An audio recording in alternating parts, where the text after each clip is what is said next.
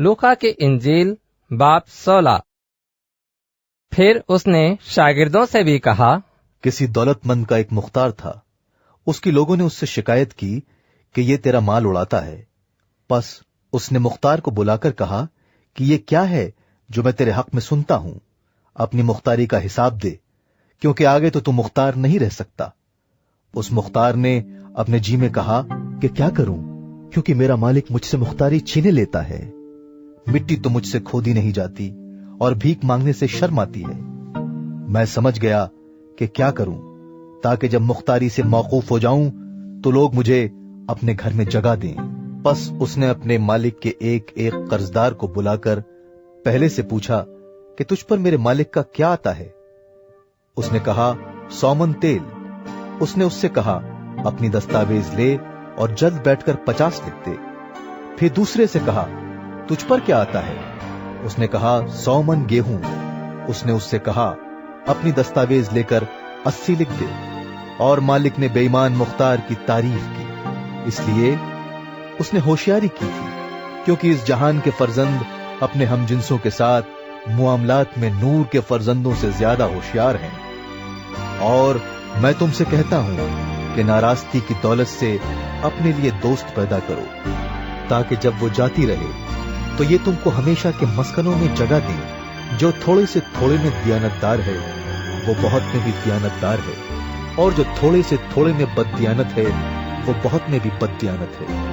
बस जब तुम नाराज दौलत में दियानतदार न ठहरे तो हकीकी दौलत कौन तुम्हारे सुपुर्द करेगा। अगर तुम बेगाना माल में दियानतदार न ठहरे तो जो तुम्हारा अपना है उसे कौन तुम्हें देगा। कोई नौकर 2 मालिकों की खिदमत नहीं कर सकता, क्योंकि या तो एक से अदावत रखेगा और दूसरे से मोहब्बत, या एक से मिला रहेगा और दूसरे को नाचीज जानेगा। तुम खुदा और दौलत दोनों की खिदमत नहीं कर सकते। फरीसी जो जरदोस्त थे इन सब बातों को सुनकर उसे ठट्टे में उड़ाने लगे।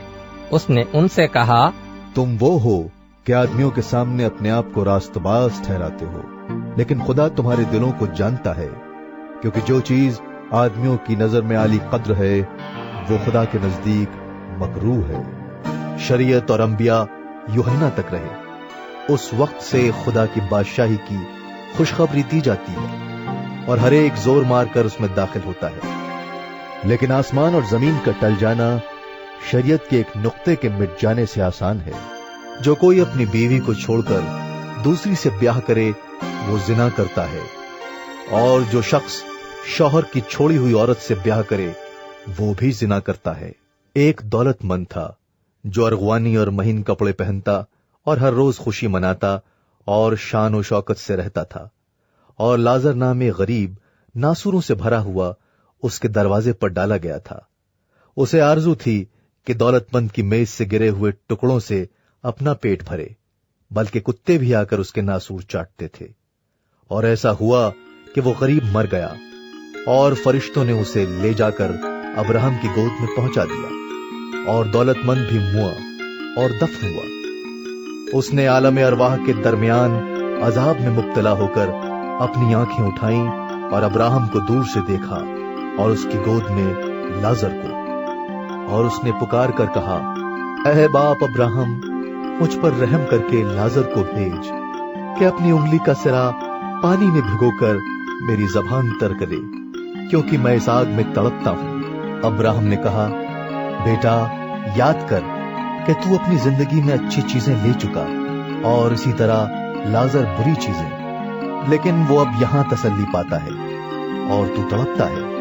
और इन सब बातों के सिवा हमारे तुम्हारे दरमियान एक बड़ा गढ़ा वाक़ई है, ऐसा जो यहां से तुम्हारी तरफ पार जाना चाहें न जा सके और न कोई उधर से हमारी तरफ आ सके। उसने कहा, बस ऐ बाप, मैं तेरी मिन्नत करता हूं कि तू उसे मेरे बाप के घर भेज, क्योंकि मेरे 5 भाई हैं, ताकि वो उनके सामने इन बातों की गवाही दे। ऐसा न हो कि वो भी इस अजाब की जगह में आए।